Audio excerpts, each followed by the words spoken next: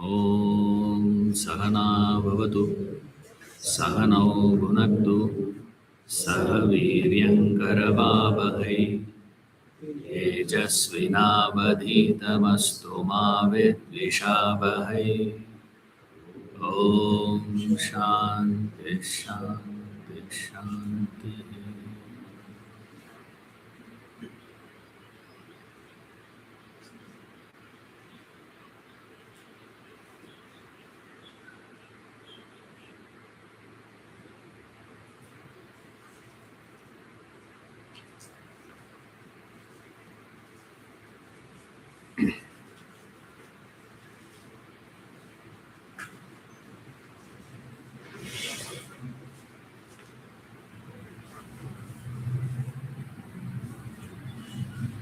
Try to increase the volume. You're able to hear me? Clear? Right.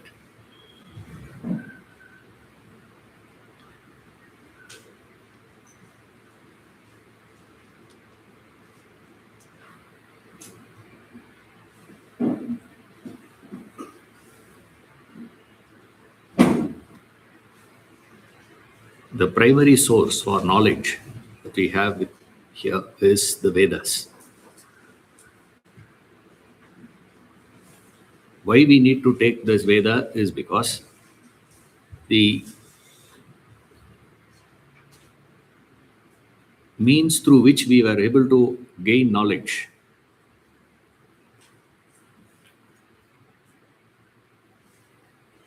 with reference to what is life, what is samsara, what is a purpose, how do we get over, how do we get in, various questions we have about life. Now, when we ask questions about life, we need to immediately figure out who is the authority to teach about that. You see, now with reference to any electrical problem, all of us understand who is the authority to talk about it. We know whom to go to. When you have any physical ailment, we know whom to go to. You have a legal issue, you know whom to go to. But the problem is when you have life issues, where do you go? Now you cannot say, I will go to a psychologist. Because the problem is, the knowledge of psychology doesn't insulate the psychologist from getting the psychological issues. Even the top psychologist is as susceptible as you and me. You see that? That knowledge of psychology doesn't insulate the psychologist from getting into the psychological issues. He is also susceptible to depression. But he will help you to get out of your depression. Something wrong there, you see. I can solve all the problem of electricity in the world, electrical problem, whatever you have in your house, I can solve. But in my house, I do not know how to change the bulb. Absurd. So you can't go there also, actually speaking. You see, now we need to know where to go. Who is the authority? That's what we call as pramana. What is that pramana? That's the first knowledge you must have. When you are studying the Shastras, first thing we should know is, why are you studying the Shastra first? Then comes the specific text. First you should know why Vedanta Shastra. In Vedanta, we need to figure out why Bhagavad Gita. In the subject Vedanta, we are having very many texts. Yoga Vasishtha is there, Upanishads are there, Panchadashi is there, Chudamani is there, Uddhava Gita is there, Ashtavakra Gita is there.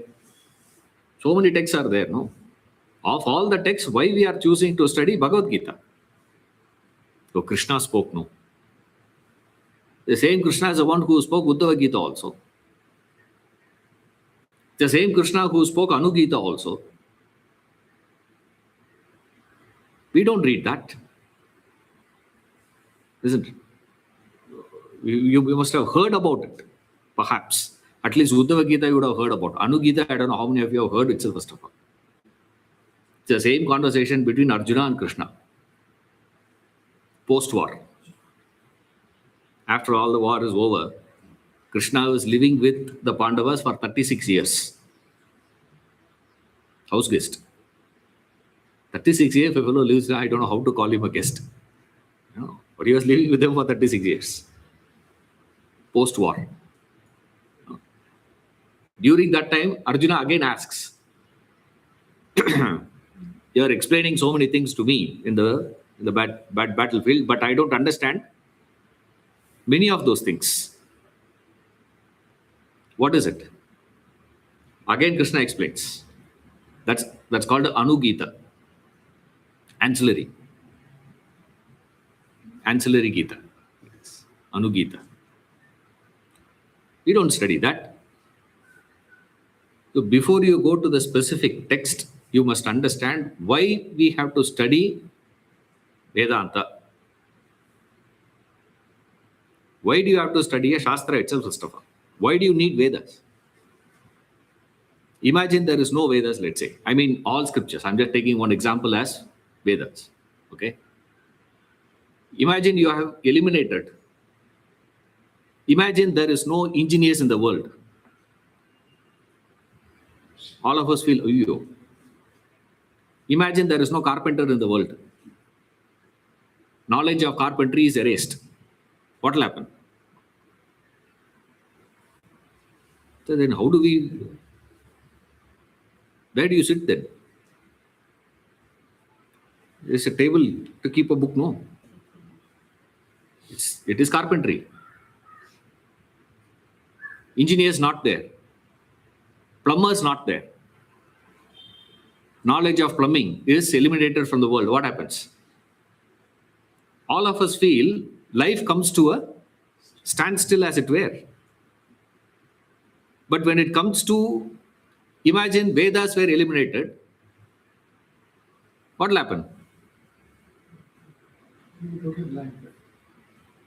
You black out. Actually,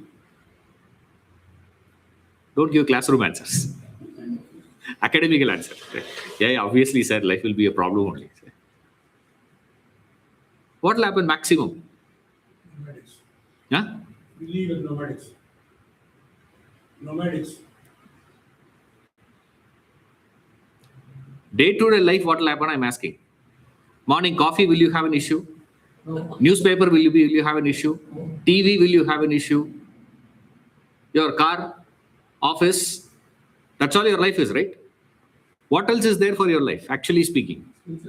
On a daily basis. Daily basis, what is spiritual?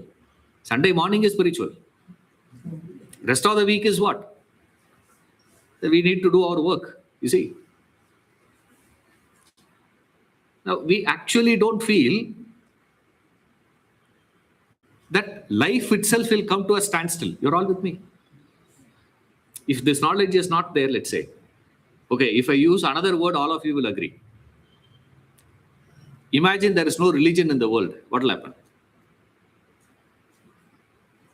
There's a good section of humanity believes if religion is not there, life on earth will be much, much better. You're all with me. I'm saying one branch of knowledge eliminated from life, we are believing life can get better. But no section in the world you will find saying, remove the knowledge of carpentry, the world will be better, sir. Our life, world in the sense, not, Amazon forest.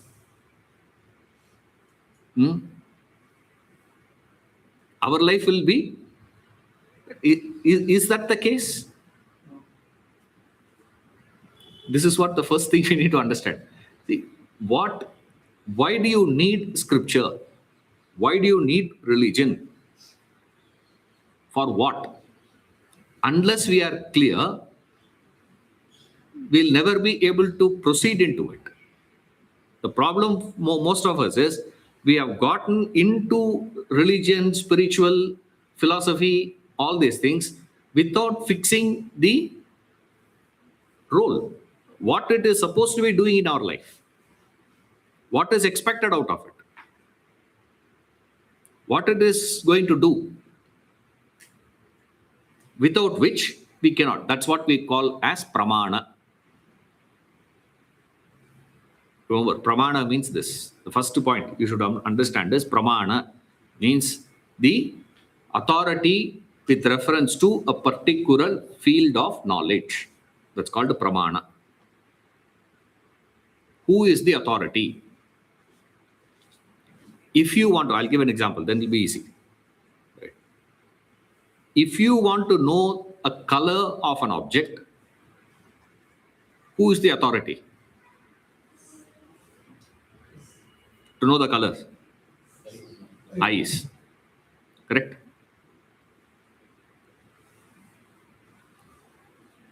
Who is the authority to know a taste of something? Tongue. Correct? Why do we say that? Eye alone is the pramana. There can be a fight between what my eye says and what your eye says. But there can never be a conflict between what my eye says versus what your nose says. Is it possible? There are people who are colorblind. Particular color they can't see. Some color. I'm not talking about men. Right? For men, there is only, 3-4 colors.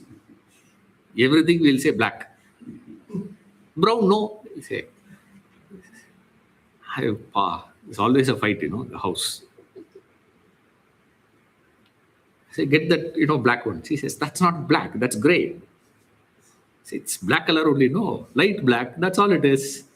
I'm not talking about that. I'm not talking about the words that you know. You may not know the particular word for that particular color. Teal. What is the word teal you may not know. But when you see that color, you register, right? Now, B sees ultraviolet. Human cannot see ultraviolet. You need a gadget.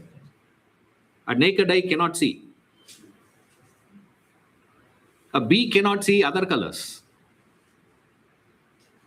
Teal, bee cannot see. But then, doesn't matter any color you see. It's not the question of is that the right color or wrong color. Is it the right name or the wrong name? Color means only option we have is what? Eyes. You cannot lick something and tell what is the color of it. Not possible. If you want to know the taste of something, what you have to do? You have to use your tongue. Tongue alone is the authority. That is called a pramana. In life, lot of aspects of life, we get it through our direct perception. Eyes, ears, nose, tongue, skin. These are the 5 means of gaining knowledge with reference to the world. Primary means. Color and form through the eyes, sound through the ears, smell through nose, taste through tongue, and touch through skin. These are the 5 primary means, which is what we call as pratyaksha pramana. This is known as pratyaksha, direct perception. But then, many times in life, this pratyaksha pramana alone will not be able to help us to understand something. You see, right? You go to sleep, you wake up in the morning, you open your doors and get out of your house to enter the street. and you see the entire street is wet. What do you understand? Must have rained. Did you see? Which eyes, ears, nose, tongue, skin? Did you use any one of that? You didn't see the rain, but then you inferred the rain. It must have rained. Oh. Usually we get in April showers, is known in Bangalore, but now it has become March shower. Huh? And you take a walk. You get out of your street and take a left, and you see the left side road is fully dry. Now what do you say?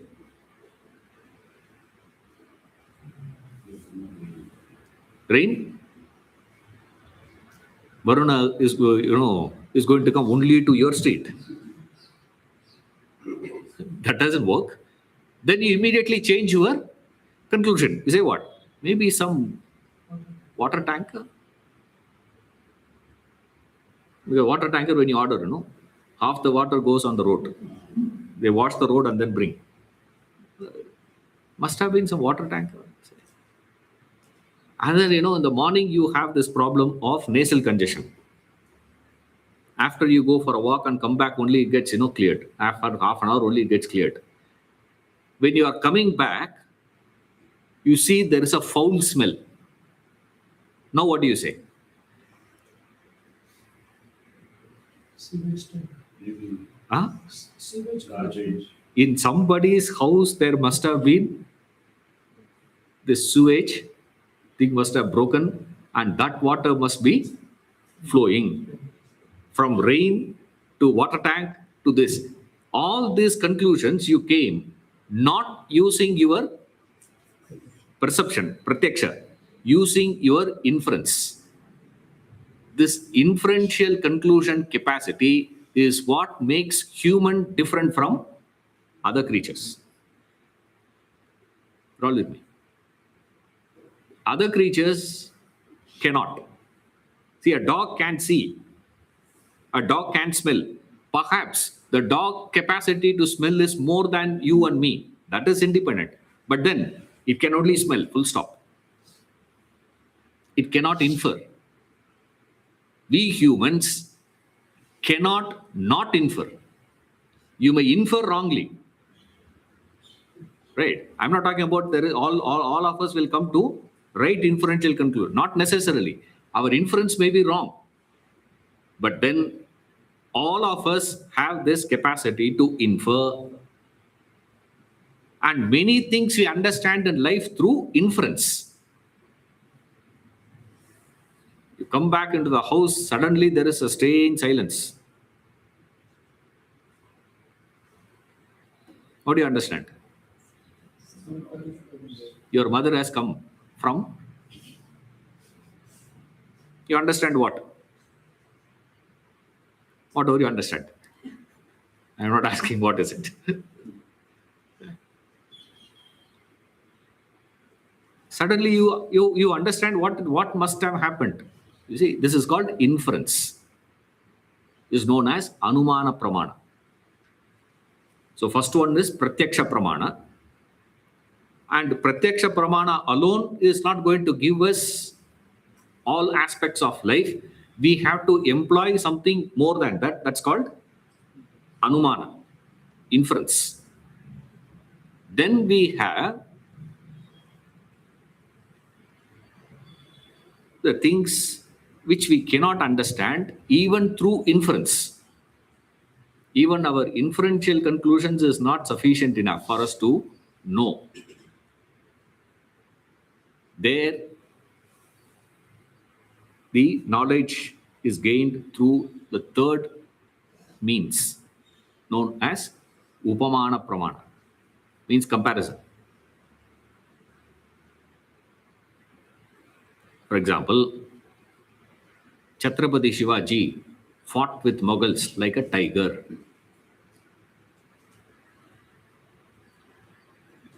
We do not know Chhatrapati Shivaji, how he fought, but we understand how tigers fight.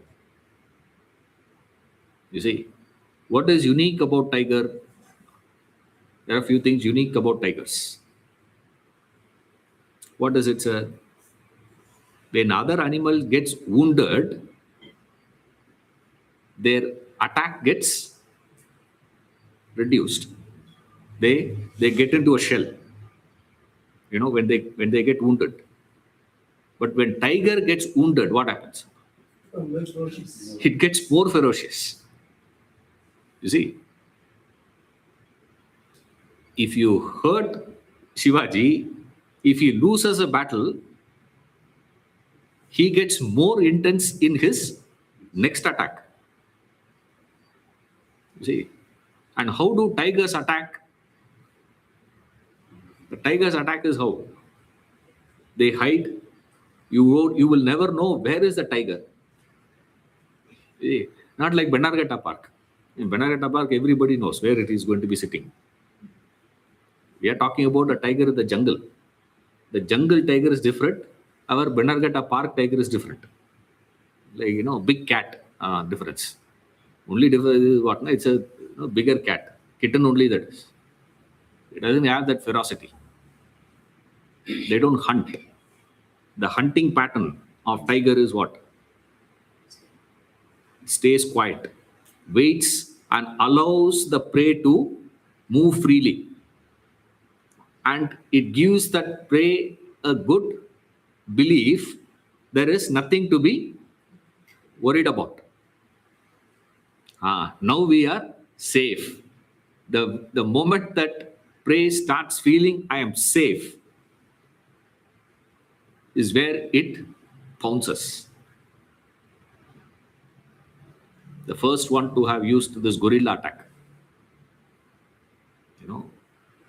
Before him there was no gorilla attack. The first one to have mastered that gorilla technique is tiger. This is a comparison. You see, these are the points getting compared.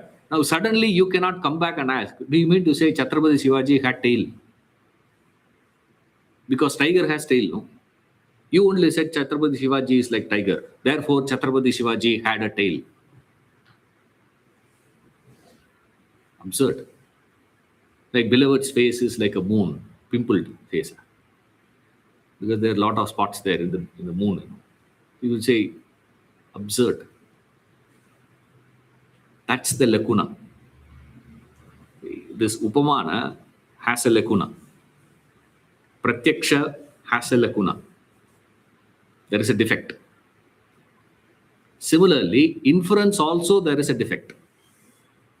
What is the defect of inference?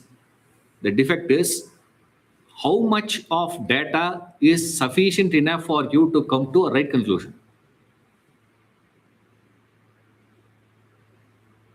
As the data changes, conclusions go on changing. Isn't it? We inferred molecule is the smallest particle using a data. Then another person came and said, no, new data has arrived. New gadgets have been brought in. Now, molecule is not the smallest, it is the atom. But atom cannot be broken. Nobel Prize. Then the third fellow comes. He says, no, atoms can be broken into 36 pieces. Now we just have to wait for a few more years to get new. Now, which conclusion is conclusive? Inferential. You see, even inferences have certain defects. But because they have those defects, can we say, I am not going to use it? Without it, it is nothing. With it, there is something. Now it is the choice of yours.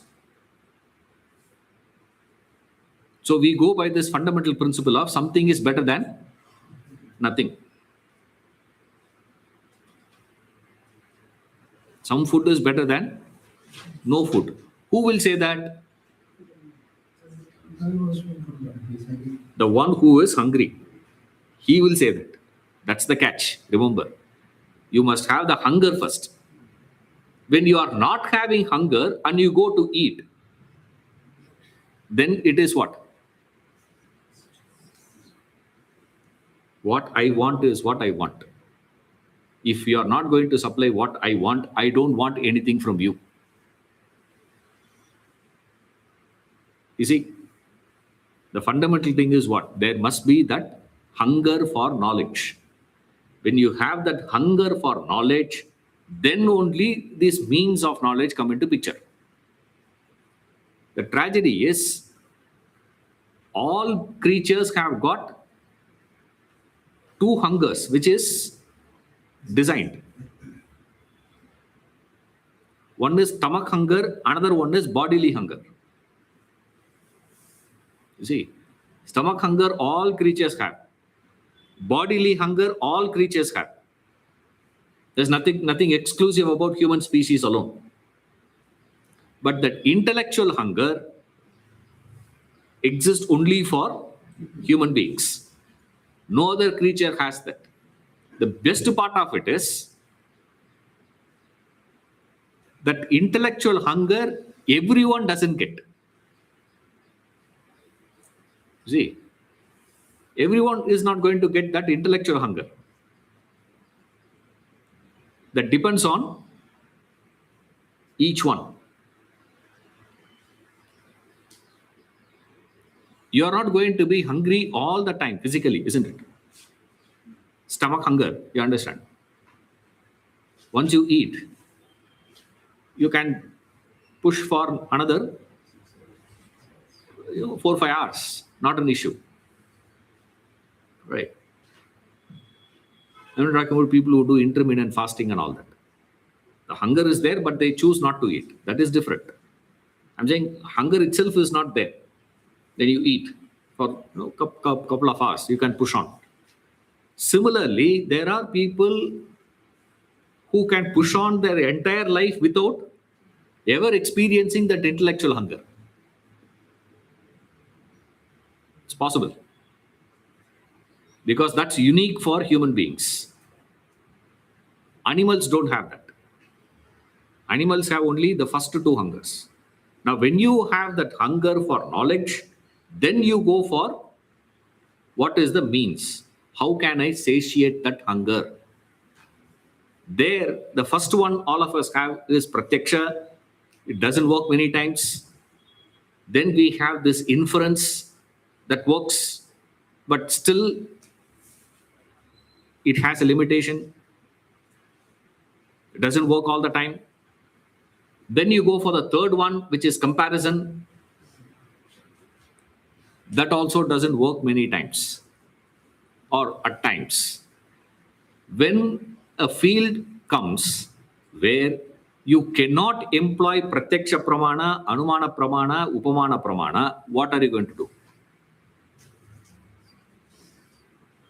They have only two options. Either we say get lost and walk out. But the tragedy is what? The hunger is there. When you have that hunger and these three sources, means of knowledge is not going to help you, what to do now? Someone who knows. Sorry? Consult someone who knows.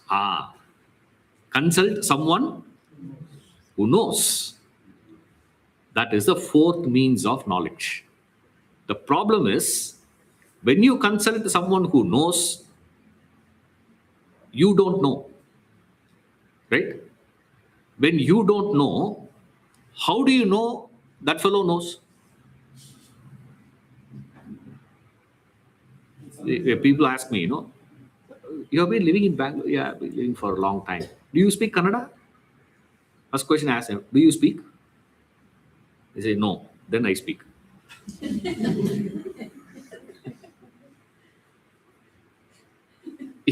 If you know Kannada, I will say, I don't know Kannada. If you don't know Kannada, I will say, yes, I know Kannada. Why? You will not know that, actually. To what extent you can understand how much knowledge I have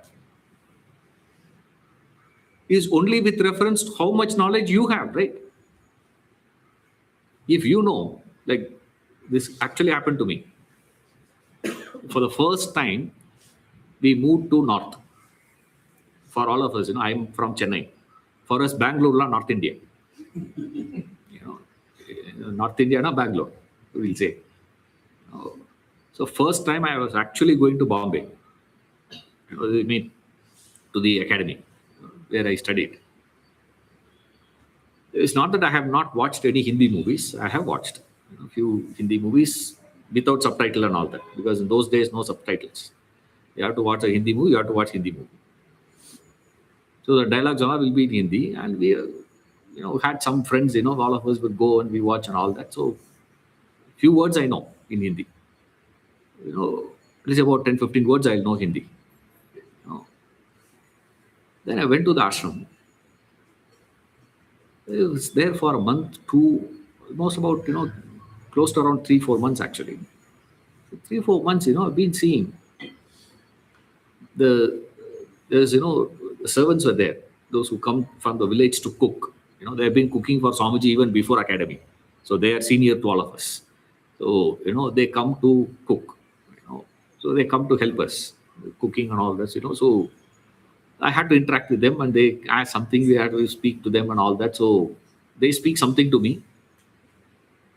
For 3 months I waited. I will hear at least one word which is known to me. Right. Well, 3 months over. But then the other fellows from Bombay and all, they all speak and all that. Some guests also, they come, they also speak, and I can pick up few words here and there. That's enough. And then I fill in the blanks. For 3 months, I asked one day, I was having lunch, I asked to my colleagues, I said, hey, I don't know, how is it? These people speak differently. I thought some dialects there, Hindi and all that. I'm not able to follow whatever these people speak. What Hindi is that? And the whole group started laughing. It's Marathi. For me, anyone not means all of them speak only one language. That's called Hindi.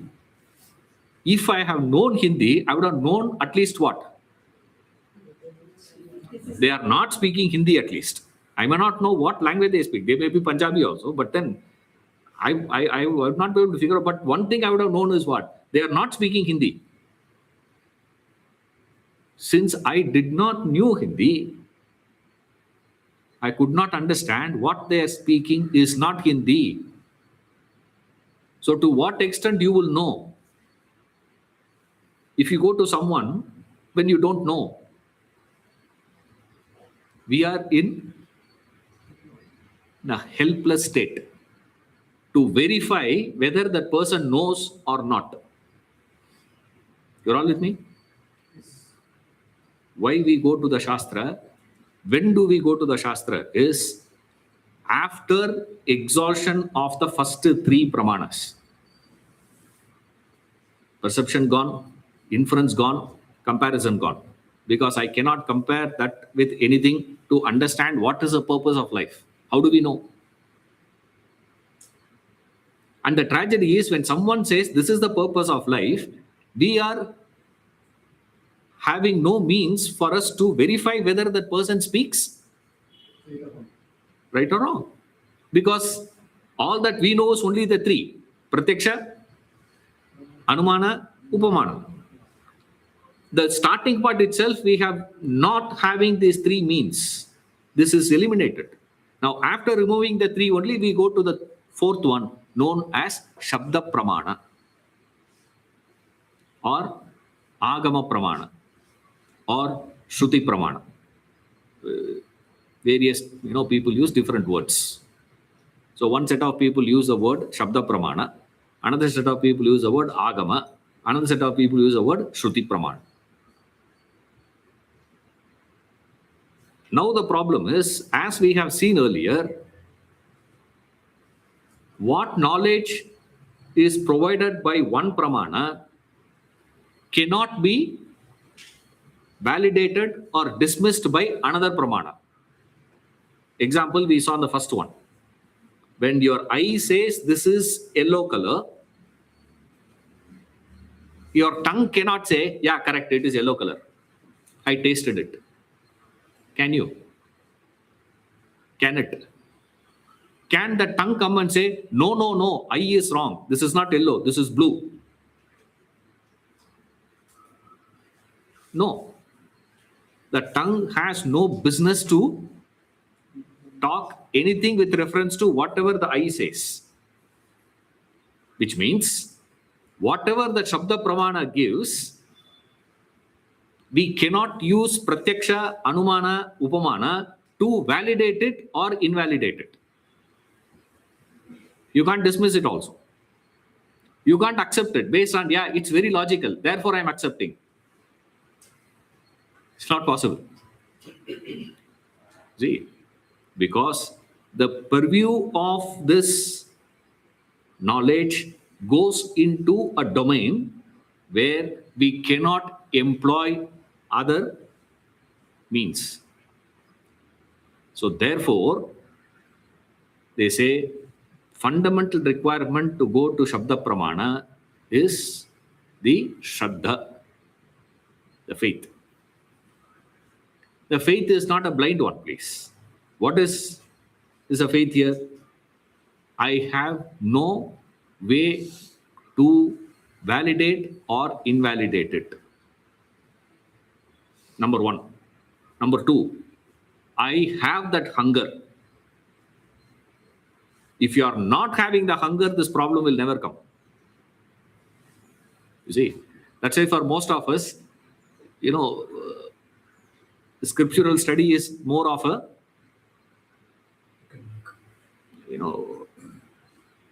intellectual entertainment. Like what Vivekananda calls it as intellectual gymnastics. He says, what you guys are doing? He says, all you fellows are engaged in intellectual gymnastics. That's all. So we have this thing to understand.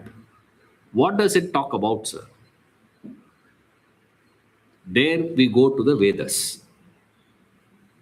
And what is this Veda? Veda has, broadly, we classify Veda into two parts. The first part and the second part. Right? The conclusion part. The conclusion part is known as Vedanta. Anta means end. The conclusion. Veda means the Vedas. If there is Veda Anta, there must have been Veda Adi. Without a beginning, how can there be end? There has to be a beginning. So, there is something in the beginning. That beginning is not sufficient. The beginning is incomplete. To complete something which is missing in the earlier portion, we are having the later portion. Then it is a wholesome meal. Then it is complete. Otherwise, it's incomplete. All of you following, no? If the beginning portion itself can resolve our fundamental problem, there is no need for the later portion. The early portion itself would have been called as Vedanta. Would have been over there itself. Now, why they had to create the second part? Isn't it? There's no second part. Because the first part itself is over. If the movie is over in the first part, why do you create part 2? Huh? There's no Sholay part 2, no? Why? Movie over. Anand part 2. There's no Anand part 2. Bahubali we had. Part 2. Why? Because there is a question. Why Kattappa killed Bahubali? Such an important thing to know in life, They started asking in the class also. It's a clarification. Why did Kattappa kill Bahubali? You see, the second part is needed because the first part is incomplete. But then the problem is, without the first part, the second part has no meaning. You're all with me? If you don't, if the first part is not completed, first part you have to cross and then see something missing there, and then you go to the second part. If the first part itself you have never traveled, straight away you go to the second part, we can never understand. You see, that's why they kept that sequence. Veda Purvabhas, which is called as Purva Mimamsa, technical name. And then the later portion is called as Uttara Mimamsa. In other words, Vedanta. Or very popularly, everybody knows, is Karma Kanda and Jnana Kanda. Karma Kanda portion and then this Jnana Kanda portion. Now, karma means immediately you must understand action, portion of action, where they discuss about action. Action means what? In life, all of us execute actions, and all our actions were bracketed into three parts. Three actions alone we do in life. One, bodily, kayika, vachika, manasa. Actions were three. Physical action, then through speech, talking. Third one, thinking. Like you go, in Shivaratri, we go to Tiruvannamalai for Girivala. I'm going to do mentally, sir. No, you have to go what? Actually, you have to walk. Sabarimala, I'm going. What? Mentally. 48 days, Vrata, you have to maintain. And then walk. And then climb there, climb down, up and down, you have to go. You go there, the fellow says, get out. 2 seconds will not be given to you. Right? That is Kayika. Right? Then you do this prayers, this bhajans and all this, the chantings and things like that, all that we do is Vachika, through words. Then if you do this, things like japa and all that comes into this manasa. So all efforts of us were classified into three. Kayika, Vachika, Manasa. Three. So three karma. Right. Then the three karmas produces result. Because any action you perform, it has to produce a result. There's no way that you can execute an action that no result out of it. Some result will come. And the results also classified into three. Karma, three. Then we have the phala, the fruit, the result of action, the effect. The effect also classified into three. The first one is very simple effect of our action is the acquisition of something. You acquire something from the world. Right. Something you get. Maybe equal to what you expected, maybe more than what you expected, whatever it is, but something will come.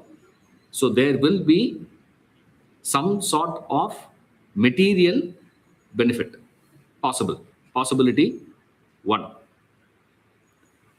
The second possibility is some sort of pleasure you will have also through that result. The effect of action can produce some sort of a joy, pleasure.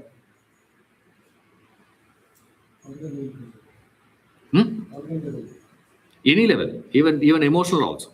There is a satisfaction you may get, not physical, but it is just a emotional joy. Like when the lady cooks for all the guests, and the guests come, they eat the dish and they cherish it. They enjoy the dish and they say, "Wow, how did you make it?" That gives a joy to her. She gets a joy out of eating. That is a different thing. But then this joy is more of that emotional thing. You see, that is also there, possible. So the joy can be at physical, the joy can be emotional, the joy can be intellectual also. Right? Like when you solve a problem, when you solve a riddle, a puzzle, when you solve, the joy that you get is what? It is an intellectual joy. There's nothing physical there. It's an intellectual joy. See. So action can produce joy, enjoyment, pleasure, happiness, whatever words. Right. So first, it can produce something material, or it can produce something which is pleasant, happiness. Then they say there is a third dimension to this, is the dimension known as the justice,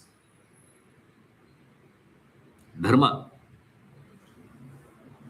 There you cannot verify that. You see, which is what is known as punya or papa. So every action of yours produces punya, papa.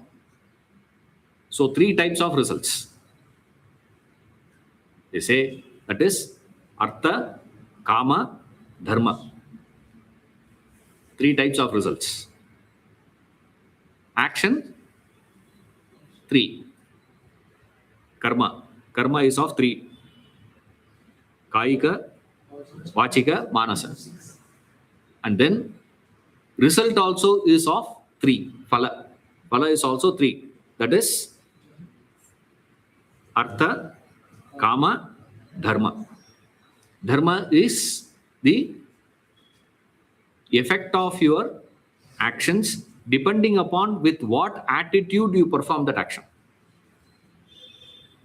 Because every action that we perform, there is a intent, isn't it? There is an intention behind. Like when I'm speaking to you, there is an intention behind.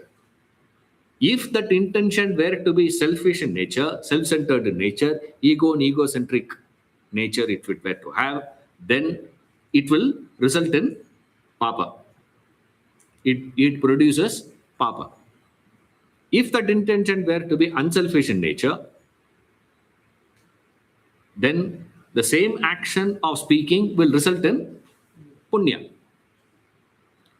Right? So the first effect is artha, which is very easy, material.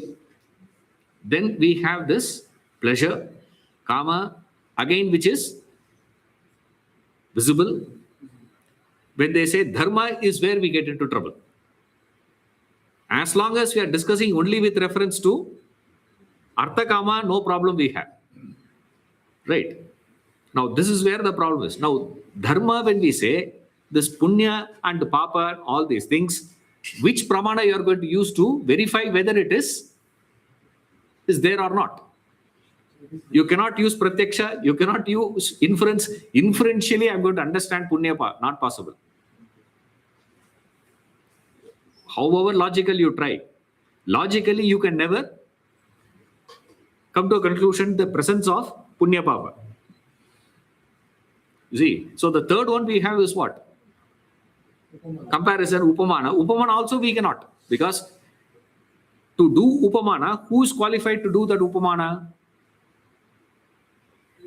He should know both. But we know only one. The fellow who teaches us about Chhatrapati Shivaji knows about Shivaji, also knows about tiger. We do not know about Shivaji, we know about tiger. Therefore, he used what is known to us to educate about the unknown. So, upamana can be used by whom? By the teacher or the student. Only teacher is qualified to use upamana. You see, as students, we are having only two sources. What are they? Pratyaksha, Anumana. But the problem is, when both have failed, we have to rely on the teacher, somebody else who might use a comparison or they make statements. I can tell you, switch on that fan. What will you do? You will switch on. You should know which switch, no? In some houses you go, you will never understand who did the wiring there.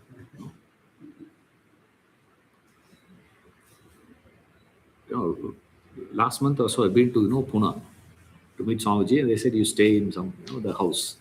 The house I'm staying, the fan is here. The switch I'm asking, you have to believe me, that's in the bedroom. Literally. The switch is in the bedroom. Master bedroom.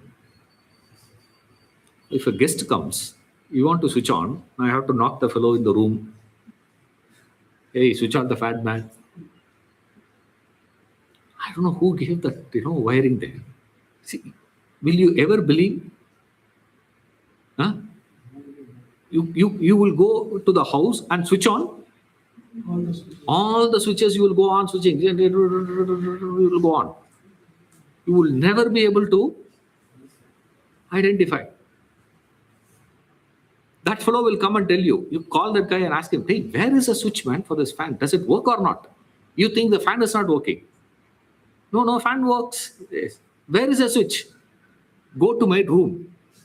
Imagine if that fellow says, go into my room, open the cupboard. In that cupboard, there is a safe.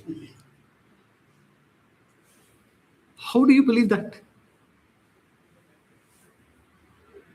This is where you cannot use inference, nor can you use pratyaksha. You have to go by what that fellow says. If he says, go to the room, you will see next to my bed, there are 3 switches. Yes, press the middle one. But there is no fan here. The fan is in the hall. Doesn't matter. Switch there. Come and see. Now that fan will be working. You have to go. Switch on. You come out. Works. I said, must have been a brilliant fellow who planned that house, I'm asking them, what is the price there? They say, yeah, not much actually. Now it is down. The market is down now. Doesn't matter. Tell me how much is it? No, market. I said, hey, how much? They just 5.5 crores. 5.5 crores you pay. The switch is in the bedroom. That's where I understood what is Shabda Pramana. Till then I didn't understand. I thought, Sabda Pramana. He just says, go there, Switch it on, fan will work. The wildest of dream, I have never thought someone will plan to keep the switch in the bedroom for the fan which is in the hall. Unbelievable. On what basis? If you want the fan on, you better listen to that fellow. There's no other option we have. Same way, we cannot use Pratyaksha, we cannot use Anumana. The only way we have to say is what? When they say there is Punya, there is Papa, you just have to take it. Punya Bhava. And if you have Punya, you go to heaven. You have Papa, you go to hell. Is there any way you can inferentially conclude? There must be no option we have. Till then, no issues. 3 types of actions all of us perform. Then we have 3 types of results. This is also okay. Okay, let me Punya there, Papa there, it's okay. No, what is the problem, man? Why do you need Vedanta? Because of the next 3. Any karma you do, it will produce a result. And along with that, that karma and also that phala carries a dosha. There is a defect. And the defect is also of 3 types. It's what they call a triputi. It's a very popular concept. They call it as triputi. Triputi, everything is in 3, 3, 3. You see? So 3 types of karma, 3 types of phala, and along with that, there are 3 types of dosha which comes along with the karma and the phala. You see? The first problem, they say, is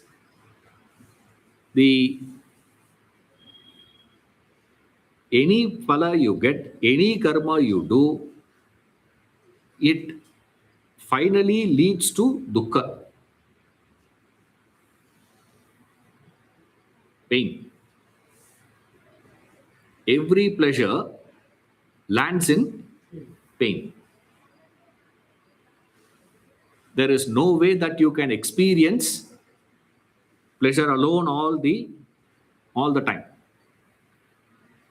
So every result, every karma carries along with it an inherent defect of producing dukkha.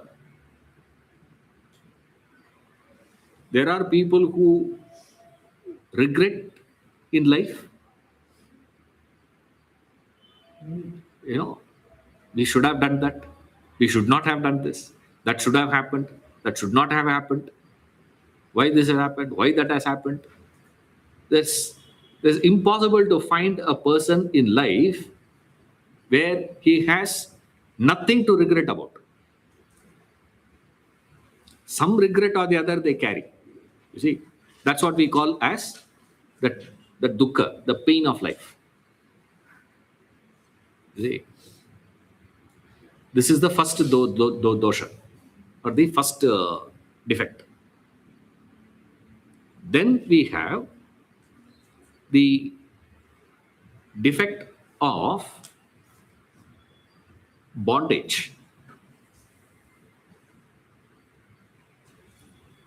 Anything that we acquire, anything that gives us pleasure,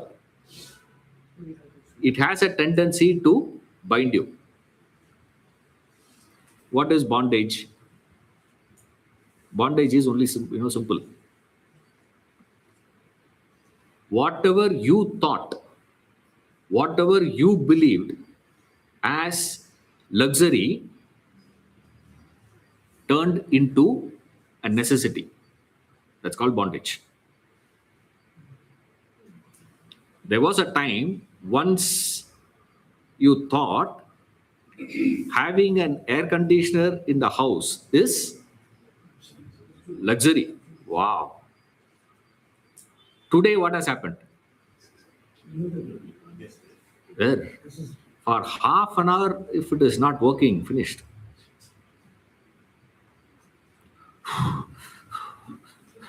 There you go, this. Go on fanning. What is this fanning all about? Factually speaking, you will never get air because only hot air is going to come. Then why are you doing it? What are we doing actually there? The restlessness we get into.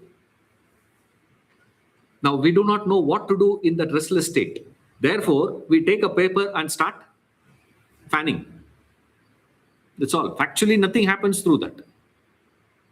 You don't experience any cool air out of that. But then you fan. Why? There was a time once we thought taking a flight and going by flight is considered as luxury. Today, it's a necessity, which means you cannot live without it. That's called bandha. You see, it is impossible for you to live without it. Now you have got so used to certain things, denial of that becomes a pain. Oh my God, it agitates you so much. So anything that you acquire, anything that gives you pleasure binds you. So what happens? A second problem. And every action of yours will produce these things, and these things comes as a package. Remember this. Right? All these things come as full package. You cannot say, I'll take only the good part of it, sir, and the bad part of it I'll eliminate. That is not possible. Take it as a whole, take it as a whole. Right? Second problem. Then you have the third problem. Any amount of acquisition you have, any amount of pleasures you have, you will never be satisfied with it. More the acquisition, more you want to acquire. More the pleasure, more you will want that pleasure. No amount of pleasure or acquisition is going to give you that tripti, satiation, satisfaction. Saying enough. Nothing more, sir. I don't need anything more than this. There's no such thing. Any amount of power you have, not enough. Any amount of knowledge you have, not enough. That's what even Einstein says. What is my knowledge compared to my ignorance? Nothing. Why? He wants more knowledge. The powerful person wants more power. A wealthiest person wants more wealth. Beautiful person wants more beauty. Are not satisfied with whatever beauty you have. Want to have more. Want to have more. Want to have more. Whatever you get, you can never get that state of tripti. Atripti is the defect. So what are the defects, sir? There are three defects. Dukkha, bandha, atripti. Now, if I perform all this karma, only this problem, no. If I don't perform any karma, you get into another problem. What is it, sir? Suddenly you feel life is empty, vacuum. If I do karma, triputi. 3 types of karma you will do, 3 types of phala it will produce, and it will come along with that is this. So as long as you take a position of a person performing that karma, as karta, if you stand this problem, because as a karta I am having all this problem, I am not going to be a karta, I am going to become akarta. Problem is what? Life becomes empty, vacuum. Now the position, the fellow says, now what is the escape? See that? I cannot continue that karma because any karma that I do, I am going to have this problem. Because of all this problem, I cannot stop karma also. This is the starting point of Bhagavad Gita. Arjuna understood these three problems of what? It's dukkha. Therefore, what I'm going to do? Only if I do karma, only all this problem. No. Therefore, what I'm going to do? Run away from the battlefield. Stop action. Right? Now, you say, what to do? That's where Krishna gives this knowledge. That is where Vedanta comes into picture. Otherwise, we don't require Vedanta.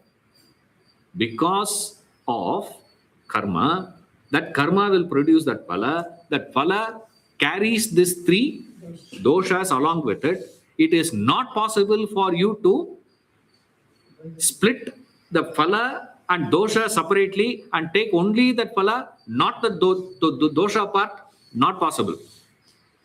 You take the phala, take it together. All this problem is only because of karma. Now I am going to move to the other extreme of what? Not to do anything. Again, another problem of life becomes empty, vacuum. It's also not possible. What to do? A fellow stuck. That's where he gives this knowledge. That's the position of Vedanta, Bhagavad Gita. That's why Gita is very popular, because it exposes the real problem of humanity. Right? What knowledge he is giving, we will see next. First, we need to understand why we have to study Vedanta is because we have experienced these three problems. We do not experience Kayika, Vachika, Manasa, Vyapara, the action. Action is not the problem for us. The phala also not a big problem for all of us. Something you get, all of us get, yeah, I got something, sir, something you do, life, not a real problem. The problem is these three results comes as a package with these three. Now we do not know what to do. And a person says, I want a solution for these three. Then you come to Bhagavad Gita. Then you come to Vedanta. If you are having the problem, we'll meet next week. Right. See you next class.